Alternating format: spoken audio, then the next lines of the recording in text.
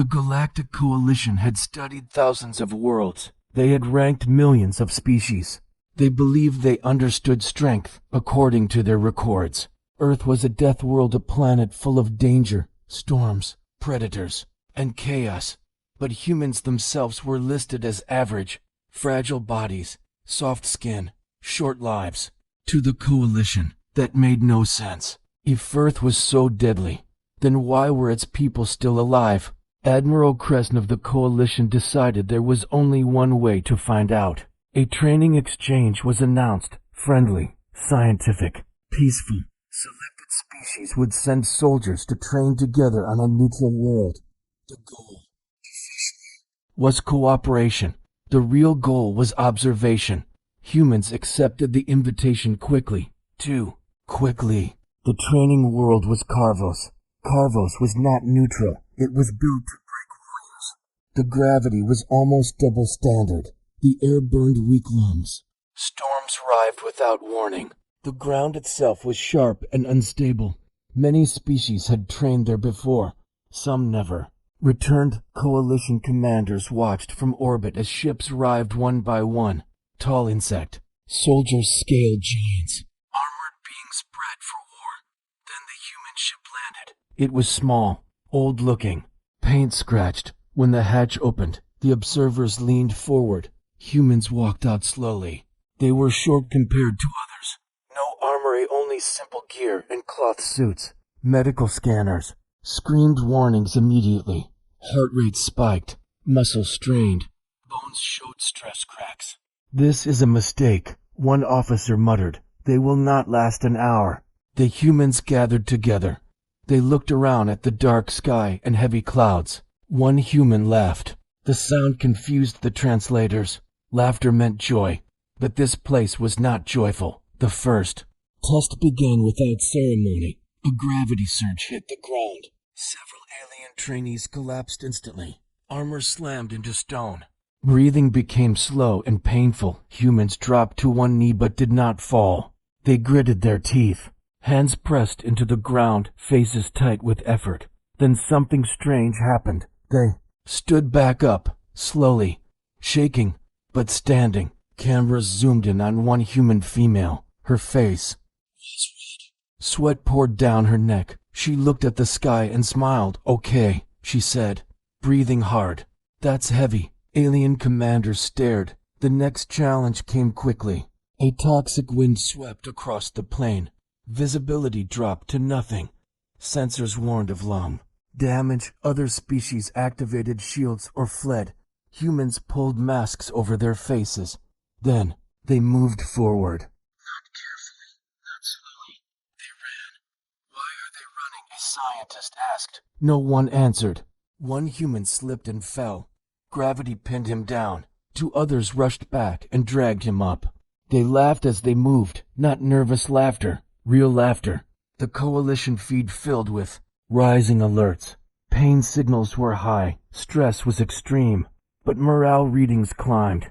"That is impossible," Admiral Crescent said quietly. As night fell, temperatures dropped fast. Creatures moved in the darkness. Training protocol allowed rest. Shelters were provided. Most species hid. Humans did not. They built fires. They shared food. They talked loudly. One human pointed at the dark hills and said something that froze the command deck. "I wonder what lives out there." Several humans looked at the shadows with interest. Interest, not fear. Scouts warned of large life signs approaching. Predators. The Coalition expected panic. Instead, the humans prepared. They checked gear, tightened straps, picked up simple weapons. One of them said, smiling, "This reminds me of home." That sentence echoed through the command deck. Home? Carvos was designed to kill. The first predator showed itself huge, fast, covered in natural armor. Other species screamed and fled. Humans spread out. They moved together. They watched each other's backs. The fight was fast and brutal. When it ended, the creature lay dead. Humans stood in silence for a moment, breathing hard. Then one of them raised his hands and shouted, "Yes." Cheers followed. Medical alerts peaked. Injuries were severe. But the humans were smiling. Admiral Crescent felt something cold form in his chest. These creatures were not surviving by accident. They were built for this. As the cameras continued to record, one human looked directly at a hovering drone. Through broken breaths, he said calmly, "So what's next?" In the silence that followed, the Galactic Coalition began to understand. This training was not a test for humans. It was an invitation, and humans had accepted. Morning came slowly on Carvos. The sky stayed dark, even after the sun rose. Heavy clouds pressed down on the land, making the world feel smaller and crueler. Alien commanders expected silence. From the human camp, they expected bodies, broken bones, fear. Instead, they heard noise. Humans were awake. Cameras showed them stretching, breathing hard, moving stiffly. Many were injured. Bandages covered arms and legs. Bruises darkened their skin, but they were standing. One human walked with a limp. Another held a cracked rib in place with tape. Yet they were smiling. "This makes no sense," said Dr. Vale, the lead coalition biologist. "They should be unconscious." The second phase of training began without delay. The instructors did not slow it down. If anything, they made it worse. The gravity increased again. Alien trainees screamed. Some passed out instantly. Medical teams rushed in. Humans fell to their knees, hands shook, teeth clenched for a long moment. It looked like they would finally break. Then one human laughed softly, not loud, not proud, just tired laughter. He pushed himself up, slowly, painfully. Others followed. Alien officers leaned forward in disbelief. Muscle damage readings were extreme. Joint stress was critical. Humans should have stopped. They did not. One human looked at another and said, "If we can stand, we can move." So they moved, step by step, breath by breath. When the gravity finally returned to normal levels, many aliens collapsed in relief. Humans collapsed too, but they got back up again. The next test was endurance. A long march across broken land filled with sharp stone and hidden pits. Temperature warnings flashed constantly. The air burned the lungs. The fastest alien species began strong. They fell first. Humans stayed. In the middle of the group, not fast, not slow, just steady. Cameras showed blood soaking into human boots, feet blistered, muscles tore. Medical alerts screamed, "Stop them." One junior officer begged, "They will cause permanent damage." Admiral Crescent watched silently. "No," he said at last. "Continue." Halfway through the march, a human collapsed face first into the dirt. The group stopped instantly. Two humans lifted him. Another gave him water. They waited. The fallen human shook his head weakly. "Give me a minute." The alien instructors expected them to leave him behind. They did not. They waited. After several long seconds, the human stood again. The march continued. Coalition data analysts stared at the results in confusion. Human performance was rising, not despite the damage. Because of it, pain signals no longer caused panic. Heart rate stabilized faster after stress. Recovery time shortened. "They are adapting in real time," Dr. Vale whispered. "That should not be possible." During a short rest period, microphones caught human voices. "This place is rough," one said. "Yeah," another replied. "Good. Training though. Good. Training." The word spread unease through the command deck. This was not training for survival. It was training for war. The final test of the day was meant to end participation. A simulated combat zone. Limited oxygen. Hostile terrain. No rest. Other species were removed within minutes. Humans entered last. They moved slowly at first, then faster. They used the terrain. They communicated with hand signs. They flanked targets. They did not act like trainees. They acted like soldiers. One alien commander stood up sharply. "This is not acceptable," he said. "They are enjoying this." Enjoyment was the wrong word, but the feeling was close. The humans pushed harder. When one fell, another took their place. When one slowed, the group adjusted. They were learning. At the end of the exercise, humans stood alone in the field, exhausted, bleeding. still standing. A silence filled the command deck. For the first time, the Coalition did not know what to say. Medical teams rushed in to pull the humans out. The humans resisted. "Just give us a minute," one said. "We're good." Dr. Vale stared at the screen.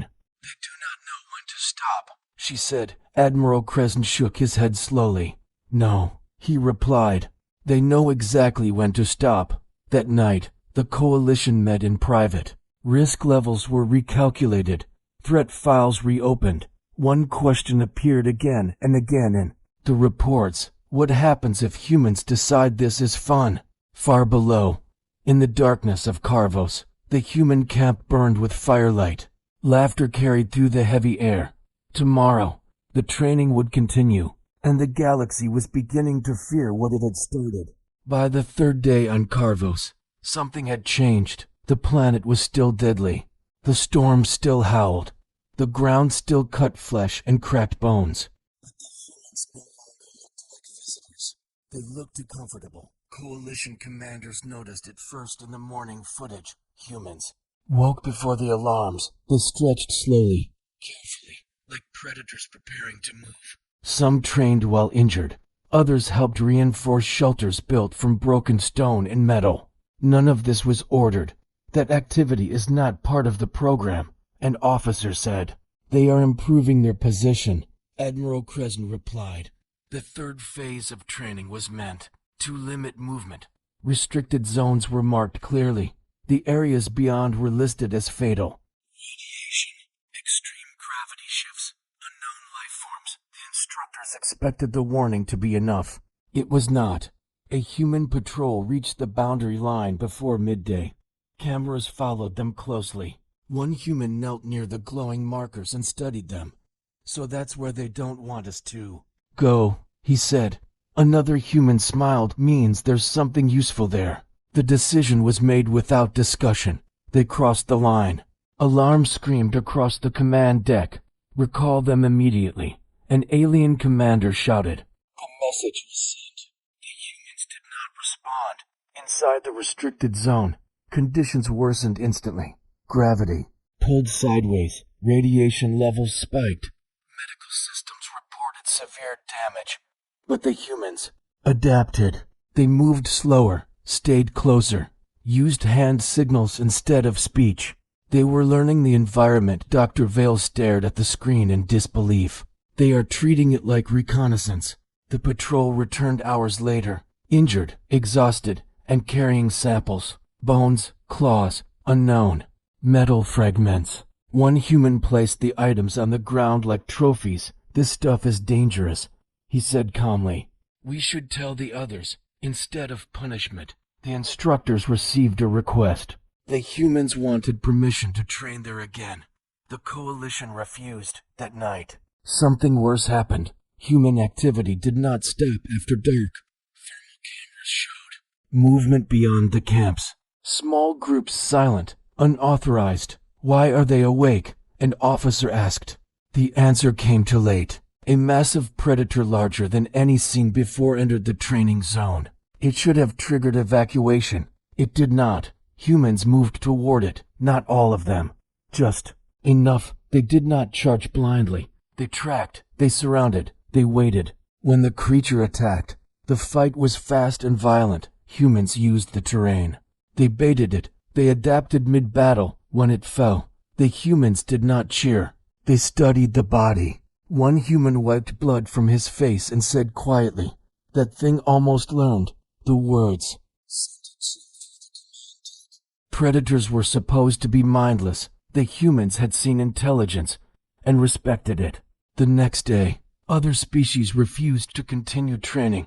They claimed injury, mental strain, unsafe conditions. The Coalition allowed them to leave. Only humans remained. The instructors attempted to regain control. Rules were repeated. Warnings increased. Humans nodded politely, then ignored them. They modified exercises, added weight, extended durations. They sparred with each other using real force. Bone breaks were reported. So was laughter. "They are turning training into challenge," Dr. Vale said. "No," Admiral Crescent replied. They are turning it into preparation. A report arrived from orbital sensors. Human reaction times were improving. Team coordination was rising sharply. Stress response had shifted. Fear no longer slowed them. It focused them. During a live broadcast meant to reassure the galaxy, an alien commander attempted to address the situation. "We are pleased to see the humans adapting." Well, behind him, on the screen, humans sprinted through a storm for no reason at all. The broadcast ended early. That evening, Admiral Creighton ordered a private meeting. "This has gone far enough," one council member said. "They are no longer subjects. They are assets." He was watching the humans. They were gathered near the fire, sharing food, telling stories. One human spoke of earthquakes, another of wars. To them, it was familiar. A message arrived from a human officer, simple, polite, requesting advanced scenarios. The room went silent. Advanced scenarios were lethal by design. Admiral Crescent closed his eyes. Briefly, the galaxy had wanted proof. Now it had a warning. Humans were not breaking the rules because they were careless. They were breaking them because they were ready for more. And Carvos was no longer enough. Carvos did not sleep. The storms never stopped. The ground never rested. The predators hunted without pause. But that night, something new hunted them back. Coalition sensors picked up movement far beyond the training zones. Large shapes, fast, too many, a migration. This was not part of the program. Predator herds only moved when something forced them to evacuate all trainees. An officer ordered. There was no response from the human camp. Communication lines flickered under heavy interference. Storm clouds blocked satellites. The surface went dark. Then the alarms began. Motion sensors vanished one by one. Biological readings spiked and disappeared. The alien command deck filled with panic. "They are being surrounded," Dr. Vale said. "There are at least 12 large predators. 12 was a death sentence. No species had survived contact with more than 3. Humans should have fled. They did not. Thermal cameras finally cut through the storm. What they showed made several officers step back in shock. The humans were not running. They were preparing. They moved with purpose. They formed lines. They placed traps made from stone, wire, and broken metal. None of it was provided. All of it was improvised. How do they know how to do this? Someone whispered. Admiral Crescent said. Nothing. He already knew the answer. The first predator charged. It was massive. For legs, armor thick hide, teeth like blades. The humans did not panic. They separated. The creature hit the trap. The ground collapsed. Steel snapped tight around its limbs. It roared. The sound shook the land. 2 more predators rushed in. Humans moved faster. One human was thrown aside, hitting the ground hard. Bone fractures lit the medical feed. Another human stepped in without hesitation. The fight was chaos. Claws tore flesh. Blood hit the dirt. Then something changed. The predators hesitated. Not long. Just enough. They were learning. And so were the humans. The humans adjusted tactics. Instantly. They signaled. They adapted. The predators fell one by one. Not easily. Not cleanly. But they fell. When the last one fled into the storm, the humans did not chase. They stood still, breathing, watching, waiting. That was when the command deck realized the truth. The humans had not been defending themselves. They had been testing the predators. Medical teams tried to land. Storms forced them back. For hours, no contact was possible. The galaxy watched in silence. When the storm finally broke, cameras returned. The ground was torn apart. Predator bodies lay scattered. Humans sat among them, wounded, exhausted, alive. One human leaned against a rock. Another human looked up at the hovering drone. His voice was calm. "They hunt smart," he said. "Respect that. Respect." The word echoed in alien minds. These predators were nightmares to humans. They were worthy opponents.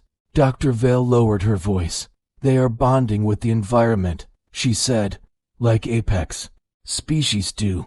An emergency council meeting was called. This was no longer training. This was escalation. What if they turn this experience outward? One council member asked. What if they take what they learn here elsewhere? No one answered. The humans requested medical assistance. They did not request evacuation.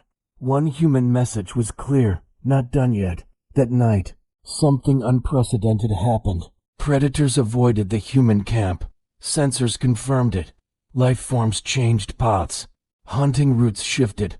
Carvos itself was responding. A Deathworld had found a rival. Coalition scientists reviewed the data in disbelief. Predators showed stress patterns, avoidance, behavior, fear. This should not be possible, Dr. Vale said. Admiral Crescent stared at the screen. It is possible, he replied. We are watching it. By morning, the Coalition made a decision. All training would end. Immediate extraction. No debate. The order was sent. The humans replied hours later. A short message. We're okay. Send it again. The command deck fell silent. Carvos had failed to break them. Worse, it had sharpened them. And somewhere deep in the storms, the predators of a Deathworld had learned a lesson the galaxy would soon share. Humans were not prey. They were not victims. They were something far more dangerous. They enjoyed the hunt. The emergency council met in silence. No voices, no arguments. Only data screens glowing in the dark chamber. Footage from Carvos played again and again. Humans fighting predators. Humans adapting to storms. Humans refusing evacuation. Every replay made the room feel smaller. These are not normal reactions. One council member said quietly, no species responds like this. Reports flooded in from scientists, generals, and observers. Human pain tolerance, extreme. Group coordination under stress, rising. Fear response, controlled. The most disturbing note appeared at the bottom of every report. Enjoyment detected. Dr. Vale stood before the council. Her voice was calm, but her hands shook. Humans are not ignoring fear, she said. They are using it. She changed the display. Charts showed human performance rising after every dangerous event. Pain does not weaken them, she continued. Failure teaches them. Threats excite them. The council shifted uncomfortably. One member leaned forward. Are they pretending? He asked. Is this some kind of act? Dr. Vale shook her head. No, she said. This is natural to them. Outside the chamber, news spread fast. Clips from the training leaked despite restrictions. Across the galaxy, citizens watched humans stand in storms, bleed, and smile. Fear followed curiosity. Military leaders began asking questions. What if humans trained like this normally? What if this was mild compared to Earth? Archived footage of Earth was reopened. Volcanoes, wars, natural disasters. Humans running toward danger. The phrase Deathworld was no longer enough. Back on Carvos, humans noticed the change. Drones hovered farther away. Instructors spoke less. No new challenges were issued. The humans rested but not fully. They trained anyway. They fixed wounds. They planned. They talked quietly at night. One human asked, "Why are they scared now?" Another replied, "Because they're paying attention." Medical ships finally landed. Doctors ordered immediate evacuation. Humans refused again. "We can leave," one human said. "But why stop now?" The alien medic hesitated. "Because you're scaring us," he wanted to say, but he didn't. Instead, he said, "Orders." The humans looked at each other. They did not argue. They did not threaten. They agreed. The extraction began under heavy guard. Alien soldiers watched every movement. Humans noticed. They found it amusing. One human whispered, "Guess we passed." As the last transport lifted off Carvos, Admiral Crescent watched from orbit. The planet looked unchanged, but he knew better. Carvos would recover. Predators would return. But the memory would remain. Something had hunted there. Something that learned fast. Back at Coalition headquarters, the final report was prepared. The old human file was opened. It was short, dismissive. That file was deleted. A new one replaced it. Species name, human homeland. Earth Deathworld threat assessment. Unknown recommended action. Extreme caution, the council argued over the wording. Some wanted high threat. Others wanted unpredictable. Admiral Kresn raised a hand. Neither, he said. The room went quiet. They are not aggressive by default, he continued. They do not seek conquest. Then why fear them? Someone asked. Kresn met their eyes. Because they seek challenge, he said. And the galaxy is full of it. The final label was chosen carefully. Do not provoke. Do not underestimate. Do not train across the stars. The update spread. Allies reconsidered agreements. Enemies reconsidered plans. Some worlds canceled joint exercises. Others quietly requested human instructors. On Earth, the returning humans were welcomed. They shared stories. They laughed. They showed scars. Government leaders reviewed the footage. One asked, "Is this what our soldiers are like?" A human commander replied, "On a bad day." The room fell silent. Far away, alien observers watched Earth with new eyes. The storms, the oceans, the cities standing on unstable ground. They finally understood. Humans were not shaped despite their world. They were shaped by it. And the galaxy had just invited them to prove it. The council issued one final message. Broadcast only to the highest levels. A warning, not a threat. Do not challenge humans on Deathworld terms, because they will call it training. And they will ask for more. The galaxy did not sleep after Carvos. For the first time in centuries, no one felt safe in their rankings. Human ships returned to Earth quietly. No victory speeches. No grand displays. Just tired soldiers stepping onto familiar ground. Earth welcomed them with rain. Cold, heavy, normal. The humans breathed easier. This was home. On the journey back, observers continued to watch. They expected questions, anger, demands. There were none. Humans reviewed the footage of Carvos together. They paused at injuries. They replayed mistakes. They discussed improvements. This part, one human said, pointing at the screen. "We could have moved faster." Another nodded. "Yeah, next time, next time." The phrase appeared again and again in coalition transcripts. On Earth, the report reached the highest levels. Military leaders, scientists, civil authorities. They watched humans fight predators and survive. Storms, one official finally asked, "Was this a success?" The human commander thought for a moment. "Yes," he said. "We learned a lot." "What did you learn?" the official asked. The commander answered simply, "That we can do more, across the stars." The Galactic Coalition prepared its final response. The council chamber filled one last time. No shouting, no fear-driven arguments, only reality. Dr. Vale presented the final data. Humans do not need hostile intent to become dangerous, she said. They need opportunity. She paused, and we gave them one.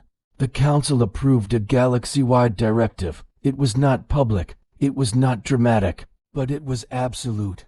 All Deathworld training programs are suspended.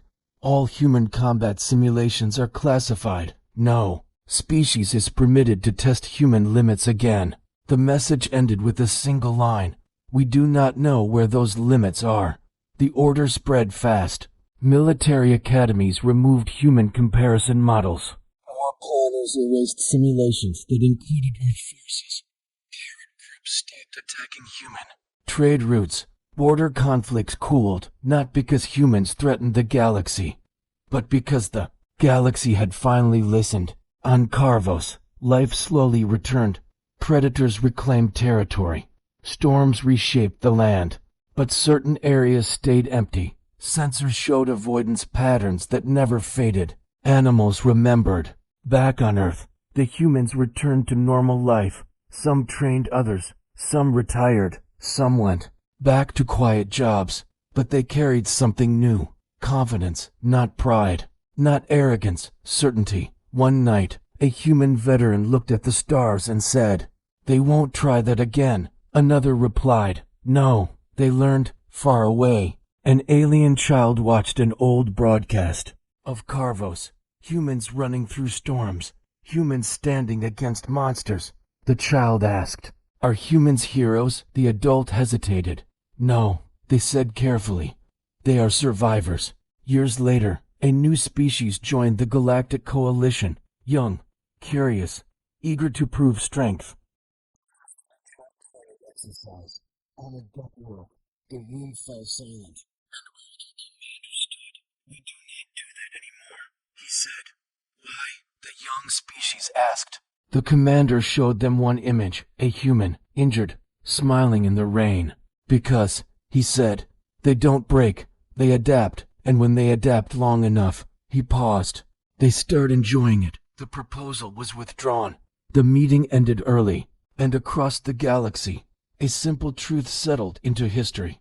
Humans were not the strongest. They were not the fastest. They were not the biggest. They were worse. They were comfortable where others suffered. They grew where others failed. They called hell training. And if the galaxy ever forgot that lesson, humans would be ready to teach it again. Thanks for watching. If you enjoyed this story, don't forget to like, subscribe, and hit the notification bell for more content like this. See you in the next one.